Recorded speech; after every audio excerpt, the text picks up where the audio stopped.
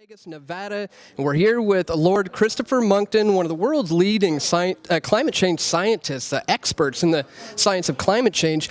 Sir, thank you very much for taking some time to speak with us here today at Press for Truth.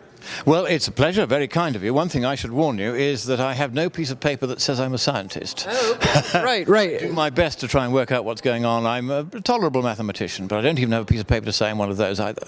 Well, you seem to have a better grasp on what's going on than most scientists. And for people out there, there seems to be a lot of confusion about whether or not, well, first of all, is global warming being caused by man, or is global warming even happening at all? So let me just start with that. Is the climate currently warming? No, and it hasn't been for around a decade and a half, and it depends on which measure you use. There are two satellite measures, and their average shows no global warming for 13 and a half years, and there are three terrestrial measures, which are the thermometers on the ground, and they, if you take their average, show also no warming for 13 and a half years, and one of the satellite measures shows no warming for very nearly 18 years, and most of the data sets, in fact all but one, show no warming statistically distinguishable from zero for getting on for 2 decades. Well, the propaganda must be strong because people are under this belief that this is indeed what is going on. Why is the IPCC, the UN, and others trying to get people to believe in this? I think there's a desire to centralize governing power in a new world government, and really this has become quite explicitly evident since the 2009 draft of the Copenhagen Treaty here at the conference in Las Vegas. I've been talking about that this afternoon and showing the passages from the treaty draft of 2009 in which they discuss the establishment of a world government, and the word government appears in the context of a global government for the first time in any treaty draft that I have ever seen. So I think there is a very clear agenda on the part of ambitious politicians and bureaucrats that being Prime Minister or President of a single nation isn't enough. They now want to be President of the world or a member of the World Governing Council, and the climate change thing is being used by some people of that stamp as an excuse and as an attempt to try to establish what has often been described by the staring-eyed right-wing fanatics as a new world order. But the fact is that they are really trying to do this, and in the subsequent draft after Copenhagen there was the Cancun draft, which established several hundred, nearly 1,000 new bureaucracies. There was the Durban draft, which was going to transfer enormous powers to new institutions such as an international climate court, which could move against Western nations only. There's an enormous element of attempt by the UN to make it look as though they're transferring wealth from the richer countries to the poorer countries in this process. That's the way of buying the poorer countries' support. In fact, what tends to happen is that the wealth goes from the richer countries to the UN, and very, very little of that ever trickles out and goes down to the poorer countries. That's a problem with the UN now. This would be compounded in spades if they were able to get away with this process of centralizing the government of the world on most economic and all environmental matters, which is what the Copenhagen Treaty envisaged. Well, is the approach, if it is all about forming a new world order, a one world government, is it kind of an order out of chaos type of approach to create enough hysteria and enough a scare amongst the people that they are the problem, therefore we have the solution? Is that the end game? That's exactly what they're trying to do. They're trying to say we have a problem with the climate, which we don't. There's going to be drastic global warming unless the economies of the West shut themselves down or pay large amounts of blood money via the UN to the third world countries, or both. And therefore we need a world government to administer this and to rescue the world from itself, because governments on their own will tend to look to their own electorate's wishes and they won't have sufficient regard for the planet. Therefore they have to defer to a new governing authority whose job will be to protect the global commons. This is this awful, ghastly bureaucratic phrase the UN uses as a way of trying to explain that it wants to try to get absolute power and the enormous wealth that goes from being able to precept upon the treasuries of all the member states of the UN. A lot of people in the UN, and the UN itself, in fact, often seems to be involved in some type of almost new age type movements. And I'm seeing this global warming, climate change movement lead in that in that regards towards how Mother Earth, we have to protect Gaia. Is that also a part of the agenda to formulate? There is certainly no small dose of outrageous feeble-mindedness behind all this. This tends to go with I'm going to call this politically the left-wing or socialist or communist or fascist brands of thought, because once you have deferred to authority, which is what fascism and communism both require, they are simply two sides of the same coin, then you don't need to think. And I've come across many people. I had a long interview with a journalist from CNN today who was of the left, quite far left, as so often is the case in the media these days. And he said, "Oh, but don't you realize you may not have children, but I do. I've got a son, and I don't know what his future is going to be, and the planet's going to burn up." And I said, yes, that's the Communist Party line. But there is realistically very small chance of any of that happening. But surely, even if there's one chance in 1,000, we must do all we can.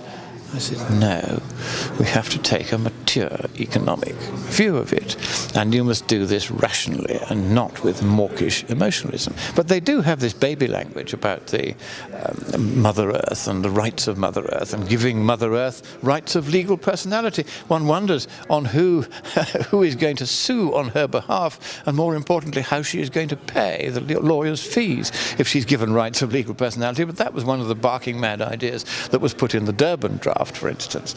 So there is a sort of goofy feeble-mindedness about this, a sort of new age, long-haired, weirdy-beardy, woolly-pully, egg-stained beard idea that really isn't very thought through, and it is beginning to creep into the UN documents. And the UN was very upset when I revealed that there was all this gibberish in the Durban draft, and that went all around the world, and everybody then got onto the UN and said, you cannot be serious. How can you really suggest that Mother Earth should be given rights of legal personality? How is that going to work even if you do it? And what is all this about asking Western nations to cut their emissions of CO2 by more than 100%? I mean, how stupid is that? This egregious feeble-mindedness, which goes with a lot of this, only arises because in communist or fascist systems, once authority has decreed what the party line is, you're always safe if you simply parrot the party line. It becomes a substitute for rational thought. It's one of the reasons why in dictatorial regimes so very little that is of any use is ever invented. And the reason why it isn't invented is simply because they are also busy basking in the party line and not having to think that the idea of taking any initiative simply doesn't occur to them, because they have the uncomfortable and probably correct idea that initiative will not be welcome. Well, they continue to draft after draft, and it seems to be getting worse and worse, with Copenhagen coming right down to announcing the need for global government. What is next for them? What can we expect in 2015 in the push towards the New World Order? Well, 2015 is the conference in Paris at which this long grinding process, where they've gradually been setting up behind closed doors the institutions of a global government, the Treaty of Paris will really just be the rubber stamp on what they have largely already done. And the problem is that your average politician doesn't realize how much money is being paid to which UN entities by his own government. And the civil service know, because they're all in league with the people at the UN, because they hope to get civil service jobs there, so they will do the UN's bidding for the sake of getting favour and brownie points with the Secretary General, so they can end up at the UN on twice the salary with a diplomatic passport and immunity from prosecution for all their various peccadillos. And so the politicians are kept out of the loop. They do not know what the UN is now costing them. And when I put down a question in the House of Lords via a sitting member saying how much are we paying to the UN, and have been paying since 1988 just for the UN's climate panel, the answer came back, we do not have that information. Well, of course they do have that information, but there's no way they're going to tell me that. Well, information has been leaked before to show that these people have been lying. What can you tell us about the inconsistencies within the IPCC? I think a lot of them that came out with the hacking of some emails, and it got revealed that some of these people were lying. Well, that was in the 2 months running up to Copenhagen.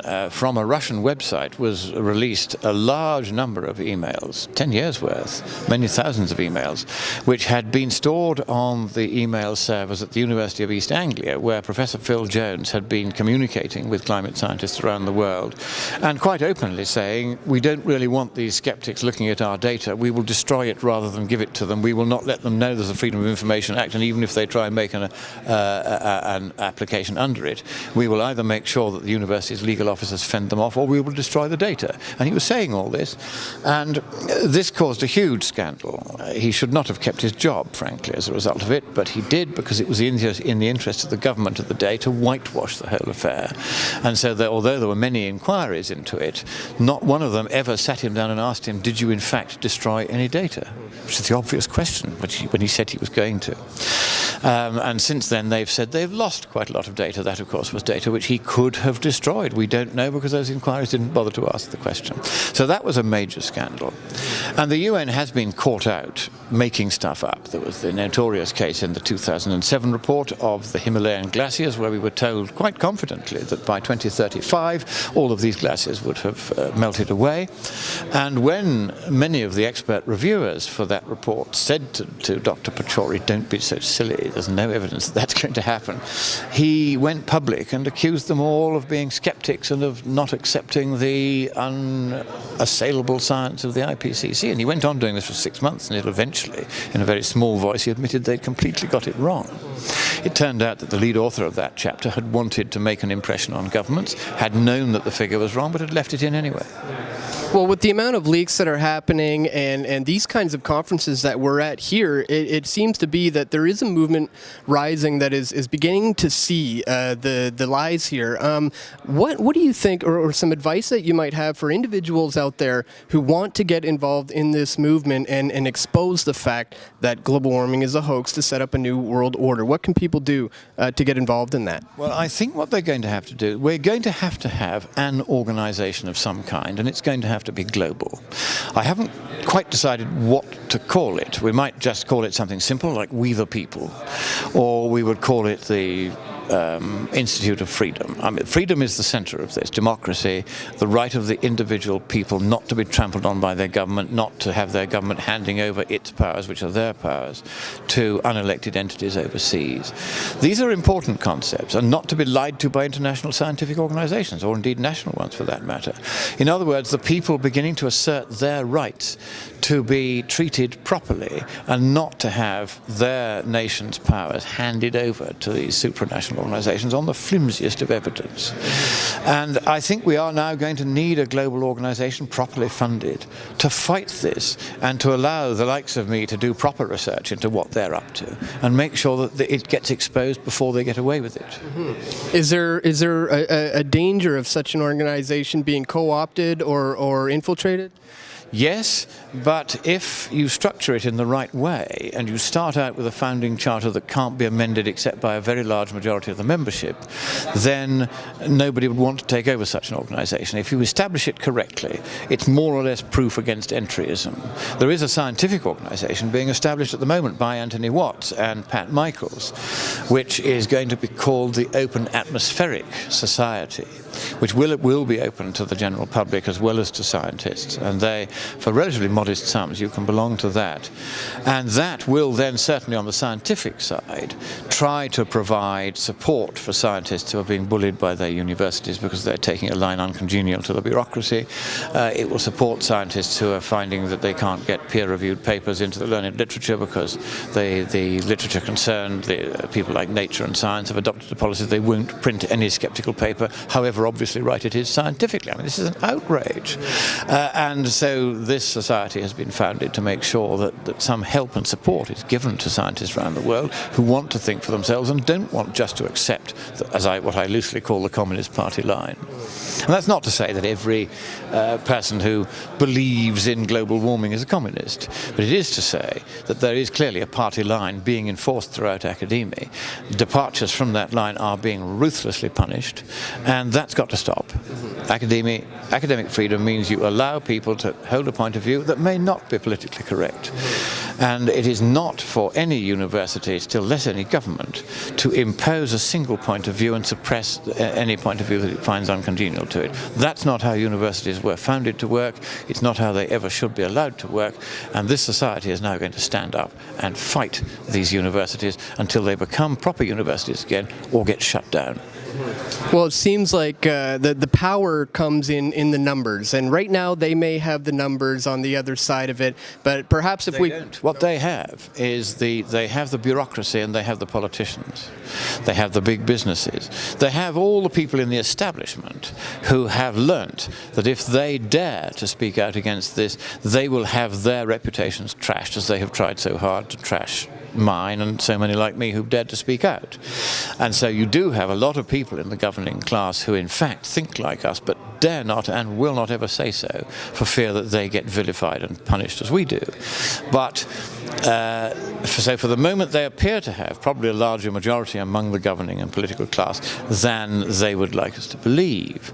But certainly that's where we are still not very strong. And I think the only way to get there is probably we're going to have to prosecute one or two scientists who have openly and clearly and fraudulently bent the science. And we've got to say to them, if you're going to bend the science, we are going to have you prosecuted for it. You will go to jail, one or two in jail, and the rest will run for cover and the scare will disappear overnight. It's the one thing we can do to bring it to an end immediately.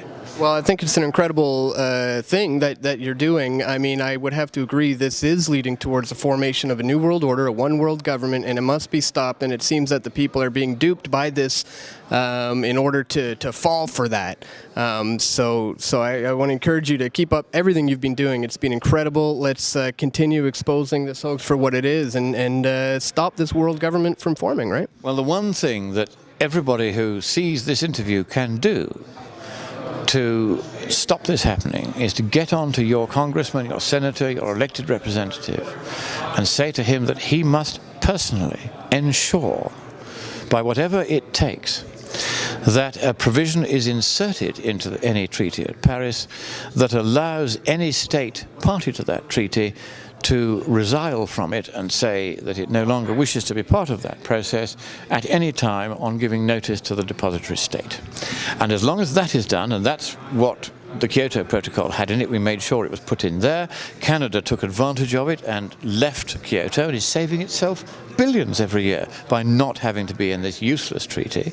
And of course, ultimately, when it becomes apparent to more of the nations who are enmeshed in the Kyoto process that there is no point in any of this, there's no need for any of it, the planet is not doomed, at least if it is, it's not doomed by us because of what we're doing, then they too will have the freedom to leave Kyoto, and provided we can make sure that that provision definitely finds its way into the Treaty of Paris, then that treaty will in the long run be harmless. It'll do harm in the short term because most nations will sign up to it because it's convenient. They're making money out of this. That's what it's about. They get more power to interfere, more power to bully taxpayers into paying the money they wouldn't otherwise have to pay. And they like that. Of course they do. The governing class likes lots of taxation, it likes lots of power, it likes lots of control. And control freaks find this whole global warming thing mesmerically attractive because they can tell you exactly how you've got to behave down to how many air miles you can accumulate in a year without getting an extra tax, and exactly what kind of a car you can drive, and even down to the last flickering mercury-filled light bulb that they tell you you have to use rather than proper light bulbs. This kind of control freakery is what the totalitarian left have always gagged for. They love it. And that is what they're trying to do here, and that's what we've got to stop them doing. So a provision to call for an exit strategy for those nations who maybe try it out and then decide, you know what, I want out of this? The technical name for it is a secession clause. It allows people to secede from the treaty, to leave the treaty altogether, not be bound by any of its provisions. And it's, or a get-out clause, it's sometimes known as, more informally. And it simply says, words to the effect of Article 27 of the Kyoto Protocol, that any state party to the treaty that wants to resile from it has the right to do so upon giving notice in writing to the depository state. As you know, each treaty is negotiated in the territory of a particular country. That country serves as what's called the depository state, so that all the instruments of ratification for the various states who are eventually going to be parties to that treaty are lodged subsequent to its negotiation over the following years with the depository state until the minimum number specified in the treaty for the activation of the treaty has been achieved, the ratification has been achieved. The depository state then notifies all parties to the negotiations that the treaty has gone active. And if in that treaty there is a clear provision giving the untrammeled right to any state party to that treaty to resile from it and say, I don't want to do this anymore, simply by giving notice to the depository state, typically it's 3 months' notice or a year's notice, I mean, it's a short period, then that will prevent this organization from obtaining the absolute control over the nations that join this treaty that they would otherwise get. Because if the right to leave is very clearly there, then when a sensible government, a centre-right government rather than an extreme-left government, takes over in a given country, that country can leave the treaty, and frankly, once they have left it, as it becomes more and more apparent that there's nothing in this global warming scare, very few will subsequently ever rejoin it. Excellent advice. Any final thoughts on the future and where this is all heading? It's heading down the toilet, putting it bluntly. The science has fallen apart. There's been no global warming for probably a couple of decades now. That's really undeniable. It's very clear on the temperature record that there's been either no or very, very little warming in recent decades, and that's not what they predicted. So the predictions were wrong, and they were really quite grievously, quite seriously wrong. And so what I foresee now is that people will gradually realize they were wrong, and it will be rather like the EU, which was very enthusiastically set up, and even people like me were in favour of it at one stage, before it became a hideous kind of dictatorial governing machine, when it was just a free trade area. And then gradually people wake up to the fact that there's a bad smell about it. And that's begun to happen with the climate thing now. More and more people are just saying, well, you know, either it's too boring, we don't need to know about it, which is actually fatal to any sort of extremist project.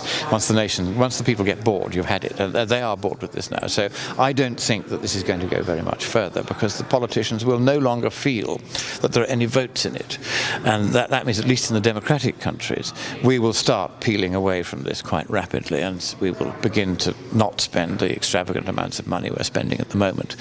So I see this slowly declining, unless we can find somewhere in the science the silver bullet, which will so obviously indicate that the computer models are wrong in the way they're going about working out how much warming we'll get, that everyone can see it and nobody can pretend any longer that there is any case for this.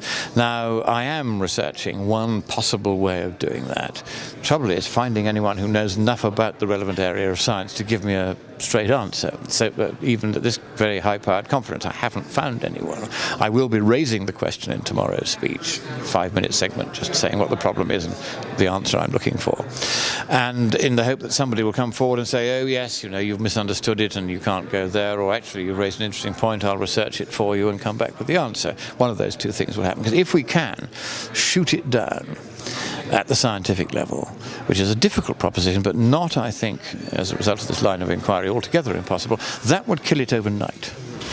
And nothing else will. You see, on the economics, it's blindingly obvious that it's 10 to 100 times more expensive to make global warming go away today by any measure you can think of than it would be to let it happen and pay the cost of adapting to it, even if the cost of adapting to it was as great as they say, and even if the amount of warming that would happen by then is as great as they say. Neither of those things is true. So there is no economic case whatsoever for any of this. And the trouble is the arguments to establish what the economic case are just complicated enough that those who wish to maintain this scam can say, well, it's not as simple as that, and you've oversimplified, and it's, etc., when in fact it is a very simple matter, and there is no economic case for doing anything about this, even if there were a scientific case. But trying to convince ordinary people of that, trying to convince even government ministers of that, who don't have any knowledge of economics or of climatology, would be extremely difficult, because the argument is just intricate enough to be beyond them. Whereas the scientific argument, at the heart of how they calculate climate sensitivity, if we can show there is a black hole there that cannot be repaired, and that they're doomed on that, eventually they will have to admit it or lose all scientific credibility. They lost pretty much all of it anyway, but they'll lose the rest unless they admit it. So that is something we can hope for, and I'm still working for it. But if we don't achieve that, then it is going to be slow but inexorable. Gradually people will realize that this was got wrong, and if the parties of the centre-right are intelligent, they will remind people constantly that it was the left and the hard left, communists and the fascists, who were most vigorous in promoting this nonsense, and that therefore such people should never ever be trusted on policy matters again. This could do great damage to totalitarianism, and if it does, then the great good may yet come out of the climate scam.